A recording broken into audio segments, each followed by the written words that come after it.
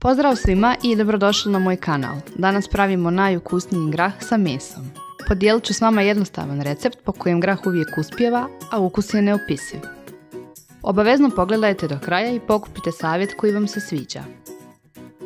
Pa hajde da napravimo najukusniji grah. Od sastojaka će vam trebati grah, juneće meso, 2 mrkve, 1 luk i 2 čahna bijelog luka. Od začina po 1 kaščica soli, suhog začina, bibera i suhog peršuna. Zatim 5 kašika ulja, 1 kašika brašna i pola kašike crvene začinske paprike. Grah najprije isperite hladnom vodom i stavite u šerpu u kojoj će se kuhati, a zatim prelijte sa 1,5 litara vode. Ostavite da vam kuha oko 15 minuta, a onda tu vodu prospite. Za to vrijeme pripremite i isjeckajte povrće i meso.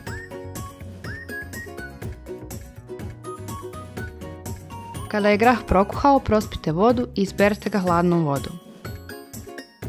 Zatim u šerpu dodajte isjeckano povrće, meso i sve začine koje ste pripremili. Prelijte sa prokuhanom vodom, promiješajte i ostavite da vam kuha na srednje jakoj temperaturi. Kada grah bar malo omekša, smanjite temperaturu.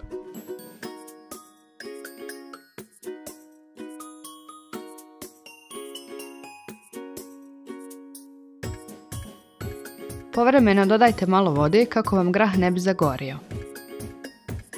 Pred kraj kuhanja izvadite i izgnječite zrno graha da provjerite da li je dovoljno kuhan. Kada grah dovoljno omekša i bude kuhan, treba pripremiti zapršku. U manju šerpicu dodajte ulje i brašno, zatim kratko propržite da vam brašno ne bi zagorilo i skroz promijenilo boju. Nakon toga ga sklonite sa vatre i isključite. Kada se ploča bar malo prohladila, dodajte crvenu začinsku papriku i miješajte dok ne dobijete smjes od ciglaste boje.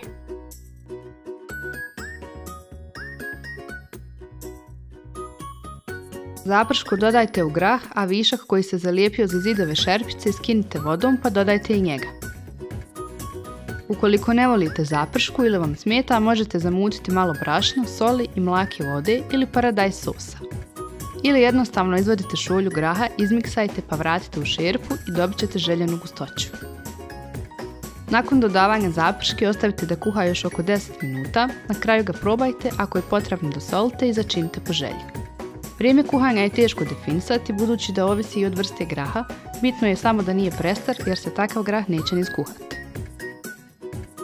Grah možete potopiti navečer u hladnoj vodi kako bi vam se sutradan kraće kuhao, a neki kažu i da tako manje nadima.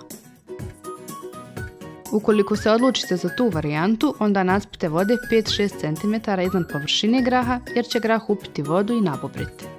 Nadam se da vam se recept svidio i da sam vam pomogla riješiti bar neke nejasnoće kada je u pitanju kuhanje graha. Obavezno ga probajte napraviti, bude odlično kuhan, preukusan i predivno miriši. Ako vam se recept sviđa, ostavite mi like u znak podrške i podijelite recept sa prijateljima. Ako želite postati dio zajednice gdje se dijele najfiniji recepti, besplatno se pretplatite na moj kanal. Možete me zapratiti i na Instagramu, moj profil je prahnulo.me. Hvala vam na gledanju, nadam se da ste uživali, veliki pozdrav!